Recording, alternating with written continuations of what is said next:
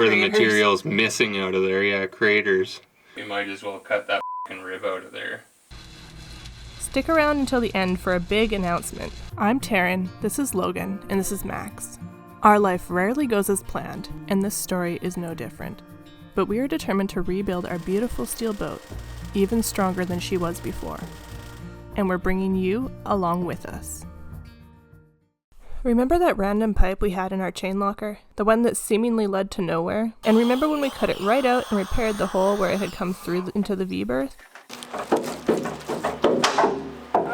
Woo! You got it? Let's see. Nice. Well, when we cut it out, we did a bunch of repair work because condensation had been dripping down the pipe and onto the hull and had caused some major rust issues.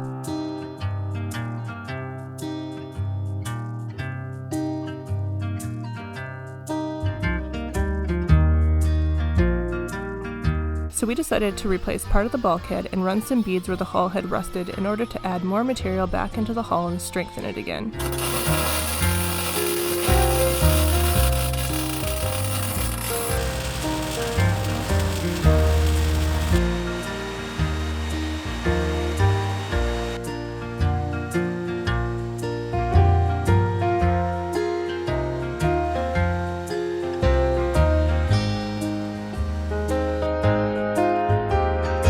We thought we had got all the rust, but it looks like we had missed something. Something that could potentially be catastrophic if not fixed. So folks, you see where that light is and there's those two ribs coming down?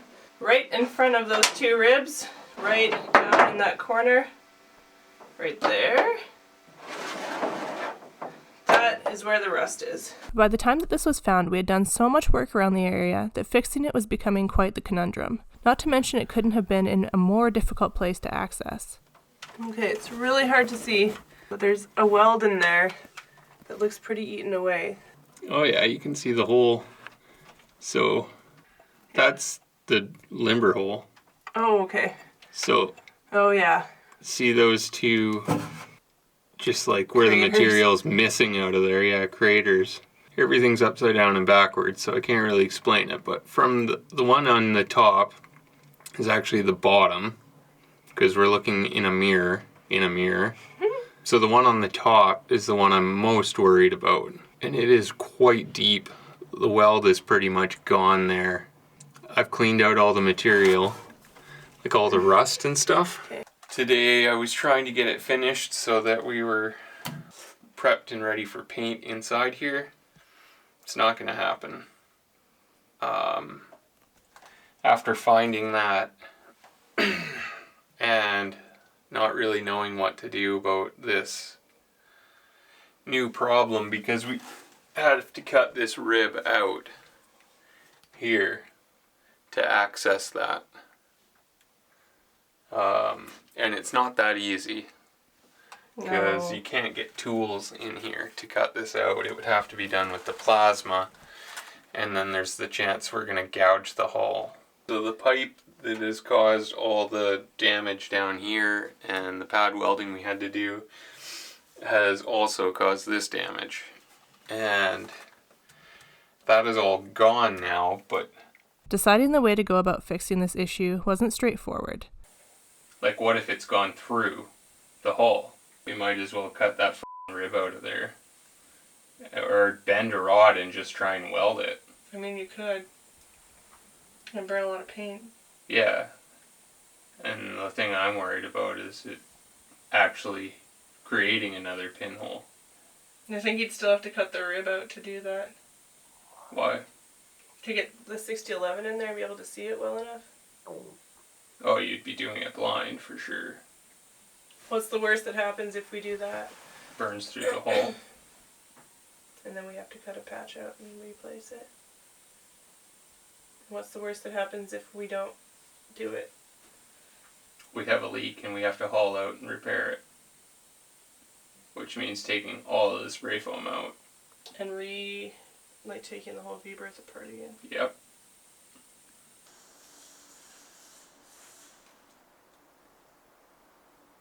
So today, to start off with, we're fixing some of the rust that we found on the stem of the boat last week. We were debating putting in a bulkhead so that we never have to deal with an issue with that part of the boat again. But I think because of the work that we've already done, it's going to add probably another week of work onto the boat minimum to actually get that done. And we've just decided that it's not going to be worth it. So what we're going to do is we're going to fix the stem, we're going to put the rib back in, and then we're just going to spray foam that whole area to close it off so that we don't have any potential of rust happening up there again, and we don't have to worry about it.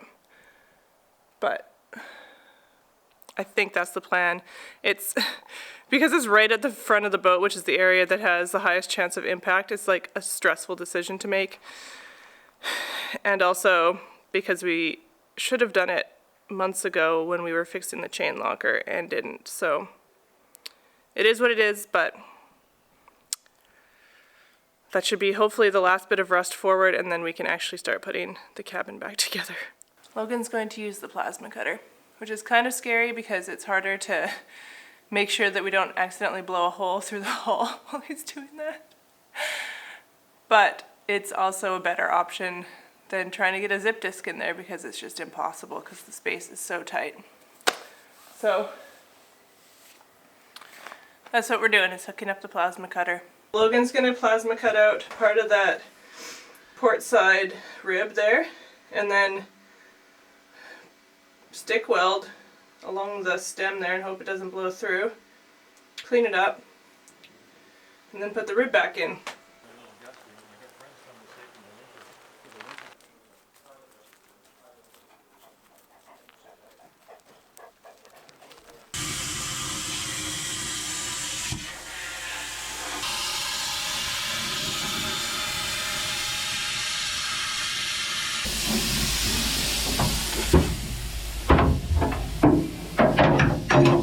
Once the rib was out, we were able to get a really good look at what we were working with. Weld. Hole. No weld. Weld. Well, it looked like the water had basically been sitting. Well, I cut this out to have a look at what was behind here because it looked like there was a couple of holes. But what had happened was when they welded this, they never bothered chipping the slag off of the weld, and they just painted over top of it, which is fine.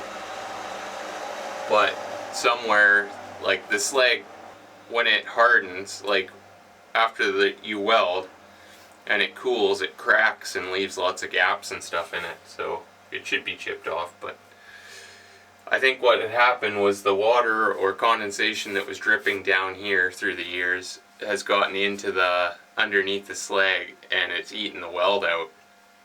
So the weld is gone, like completely gone, in about a 4-inch section. So when I was able to get in there and chip away all the slag, there was nothing underneath it. And there's a couple of, like, it's eaten into the hull a little bit at the top and the bottom.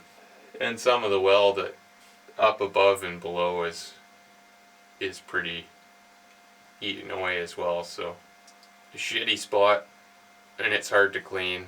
So I'll be stick welding it again to fix it, because this welding with stick, like certain rods are better for welding dirtier materials, and it just generally, stick welding handles dirty materials better. That sums it up, yeah. Yeah. Yeah, so I'll weld that up, and then instead of putting that piece of angle back in, I'm just going to put in a piece of 3/16 flat bar from here to here. And so basically I'm going to do one pass with 6011, which works really good in dirty materials. And then I'm going to chip off the slag and clean it up and go over the top of that with 7018. And what's 7018 good for? 7018 is good for everything. Yeah, 7018 is pretty much just like a farmer rod, multi-purpose, whatever. It's high tensile strength. It's got lots of good properties. Yeah, it's like the universal rod almost.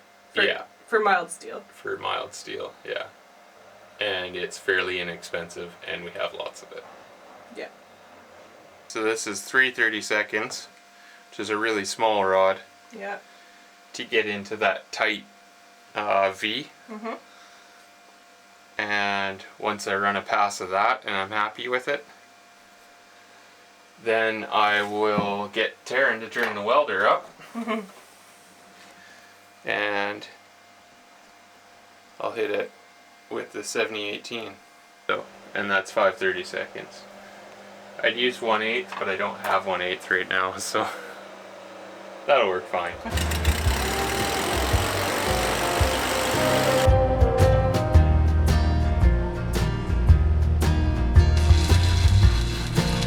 While Logan was welding, I was on fire watch again.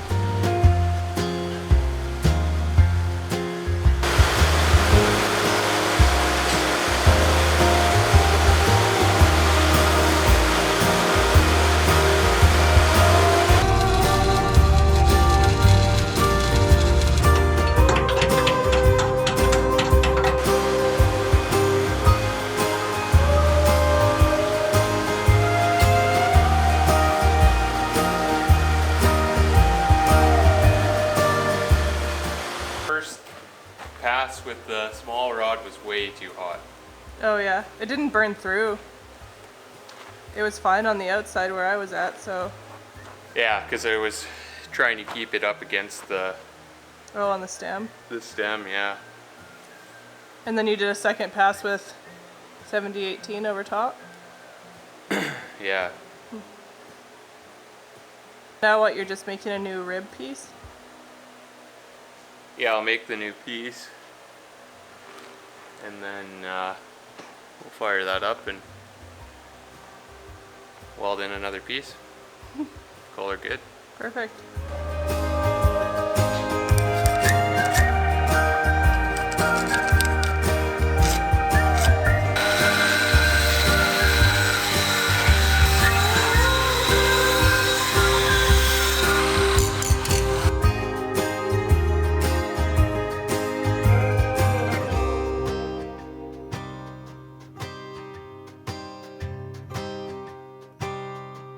And then the rib was in again.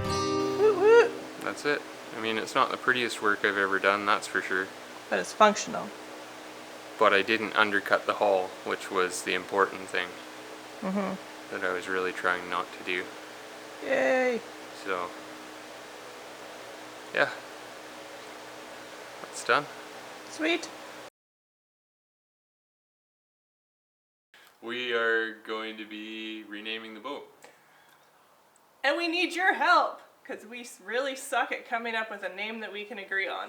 So we're coming to you guys to ask you for your name ideas so that we can rename our beautiful steel boat. So the prize pack for renaming the boat includes 2 t-shirts, which are designed by our wonderful friend Robin. Beautiful. I'm also giving away a deck of her playing cards, which are waterproof and all have like really fun little game prompts on them as well. And on top of that, your name, well, the name that you came up with, will end up on the side of our boat. And any social platforms that you want advertised and thanked will also be put out in a post along with the name. So there's a link in the description below which leads you to a website page. All you have to do is fill out the form there and you will be entered into winning our prize pack. It's not like a vote thing, it's just whichever name we like the best. So keep that in mind when you're putting a name in there. And we might have a runner-up prize. We'll see how it goes. We'll see if we even like any of your names, but hopefully we do. And if you want to just order the t-shirt, you don't have a good name idea, but you want to order the t-shirt, we also have sweatshirts and hoodies available. So the link for that is also in the description below. My boat face was taken already, so Yeah, can't do Bodie McBoatface. can't do that. 700 people have already suggested Wayward. So I'm just going to tell you now, Don't waste your time. It's done. Woo! Hey.